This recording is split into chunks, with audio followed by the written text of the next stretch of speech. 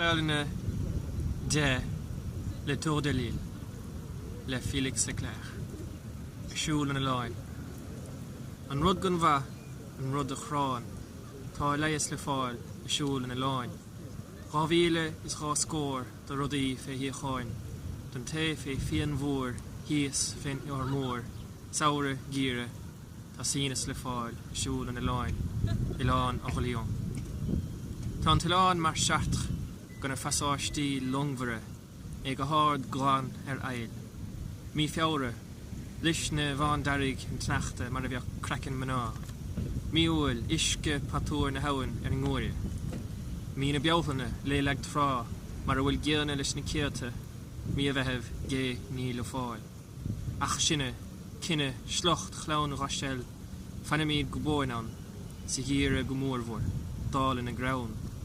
Ach níl sé sin fear, dhearra tá, éiste ríis, tithe aimid, tithe cluthe, clíg rinnecha, agus a gúil na dailte férig tostacha, bíon páistí folt bhuithe, iad beo ar ghurum glas na spéire, ar chumme na nangel.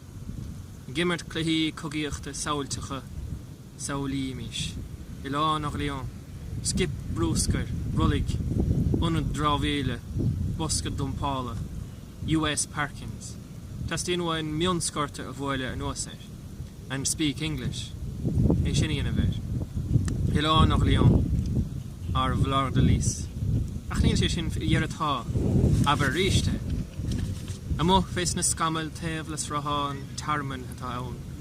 Sean ahir gorim thuúlach ar gan airdige ar chaint na nádchairicha.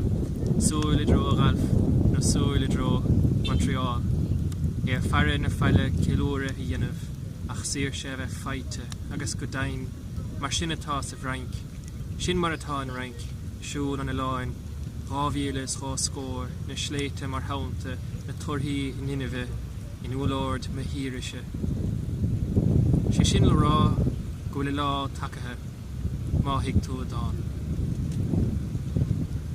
Tá sé